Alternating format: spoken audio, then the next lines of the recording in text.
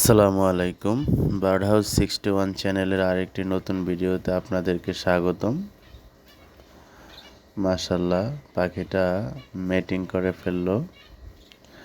একটা পাখাল যখন পাখি কিনে শখ করে, তখন যে মুহূর্তটির জন্য সে অপেক্ষা করে সেটা হচ্ছে কখন পাখিগুলো ডিম দিবে, বাচ্চা করবে। এটা হচ্ছে একটা সুন্দর মুহূর্ত।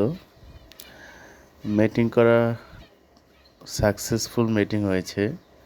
মেটিংয়ের পরে পাখিগুলো সুন্দর করে বাসা টাসা বানিয়ে রাখবে আগে থেকেই। মেটিংয়ের আগেই বানিয়ে রাখবে। বাসা বানানো শেষ হলেই তারা মেটিং করে এবং ডিম দিয়ে দেবে ইনশাআল্লাহ। তারপরে ডিম দেওয়ার আগে বা মেটিং করার সময় আপনি খাঁচায় কিছু খাবার রাখতে হবে।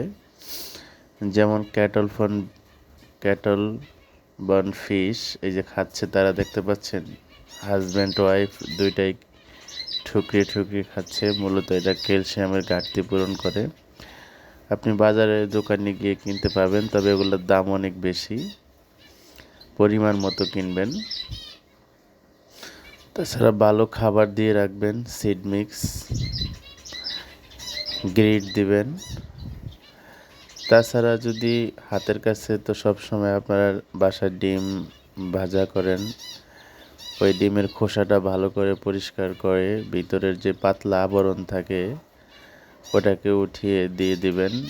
মাশাআল্লাহ, এই জিনিসটা পাখি অনেক ভালো খায়। এটাও পাখির ক্যালসিয়ামের ঘাটতি পূরণ করে। পাখির জন্য যদি এই ক্যালসিয়ামগুলো না দেন, তাহলে আপনার পাখি ডিম দিল, ডিমগুলা ভেঙে ফেলতে পারে, বা ডিমের খোসা নরম হলে ডিমগুলা নষ্ট হয়ে যেতে পারে। অনেক সময় পাখি নিজের ডিম নিজে খেয়ে ফেলে। তাই পাখিদেরকে অবশ্যই ডিম দেওয়ার সময় এগুলা দিয়ে দিবেন।